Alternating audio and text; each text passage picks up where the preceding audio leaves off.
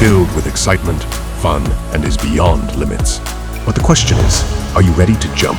If it is a yes, then you have jumped into the world of ultimate entertainment. Welcome to YOLO 247, a place of fun, indulgence, and endless surprises.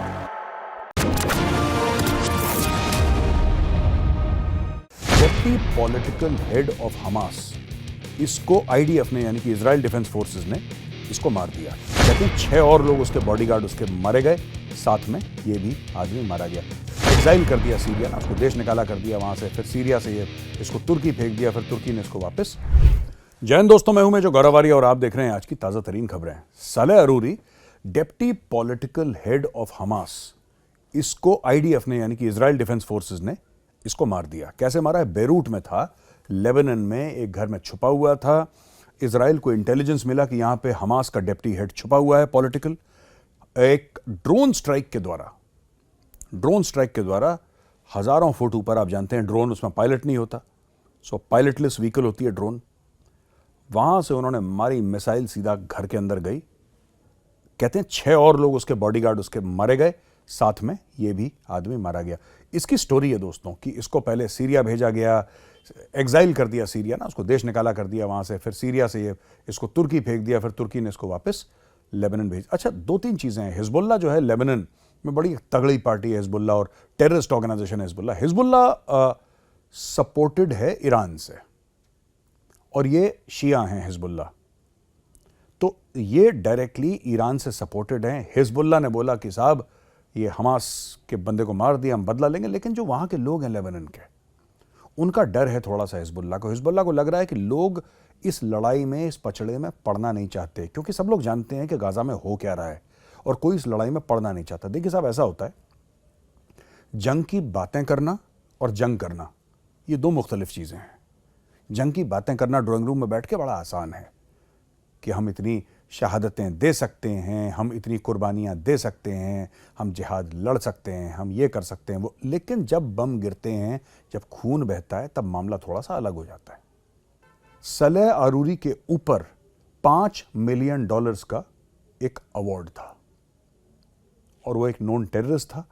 उसके जाने से Hamas को बहुत तगड़ा झटका पड़ा है, और मुझे लगता है हमास से ज्यादा हिजबुल्लाह को। अब आप ये बोलेंगे साहब कि हिजबुल्लाह को झटका कैसे लग गया, वो तो हमास का बंदा था, हिजबुल्लाह को क्या फर्क पड़ा? देखिए, हिजबुल्लाह को एक बात पता लगी कि लेबनान के अंदर घुस के इजराइल ये सलाहियत रखता है कि किसी को भी मार सकता है। अगर वो आइडेंटिफाई हो गया तो इजरायली डिफेंस फोर्स उसको नहीं छोड़ेंगे। उनको जमीन पे ट्रूप्स भेजने की जरूरत नहीं है, गाड़ी, इन्फेंट्री भेजने की जरूरत नहीं है। वो सिर्फ ऊपर 35-40 हजार फुट हवा से एक ड्रोन, हल्की सी मिसाइल छोड़ेगा और आदमी गया। ये मैसेज क्लियर हो गया, और ये मैसेज मिल गया हिजबुल्लाह को। और जो वहां के लोग हैं लेबनान के, अब वो ज्यादा लड़ने के मूड में नहीं है दोस्तों। 2 खबरें भारत से। पहली चीज तो ये है कि अमित शाह जी ने एक मीटिंग रखी है, माननीय गृह मंत्री ने। उसमें अजीत डोवाल साहब भी थे, जो कि नेशनल सिक्योरिटी एडवाइजर हैं। उसमें chief of army staff general Manoj Pande थे। उसमें chief secretary Jammu and Kashmir lieutenant governor Manoj Sinha ji Jammu और कश्मीर से। उसमें डीजीपी साहब जम्मू और कश्मीर पुलिस के, और सीएपीएफ से यानी कि बीएसएफ, सीआरपीएफ, आईटीबीपी वगैरह के चीफ्स भी थे। इसमें एक बात कही गई है कश्मीर के लिए।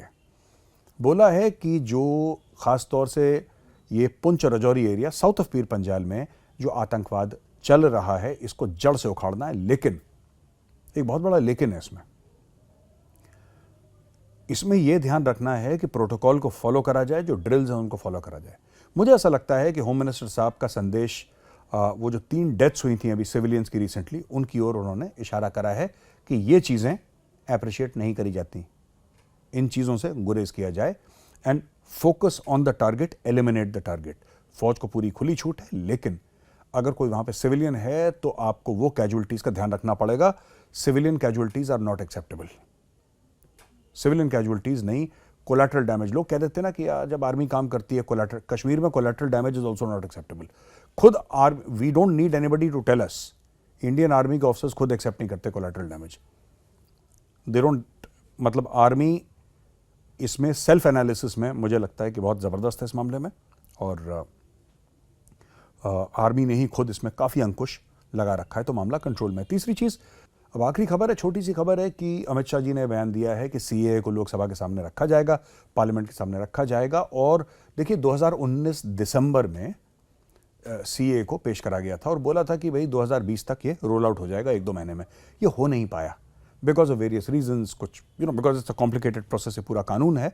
अब ये रोल आउट कर रहे हैं सीएए। मैं आपको बताता चलूं कि 31 दिसंबर 2014 की कट ऑफ डेट है और जो माइनॉरिटीज़ हैं, नॉन मुस्लिम्स हैं अफगानिस्तान में, पाकिस्तान में, बांग्लादेश में, उनको किस तरीके से भारत लाया जा सकता है अगर वो सिटीजनशिप के लिए अप्लाई करते हैं।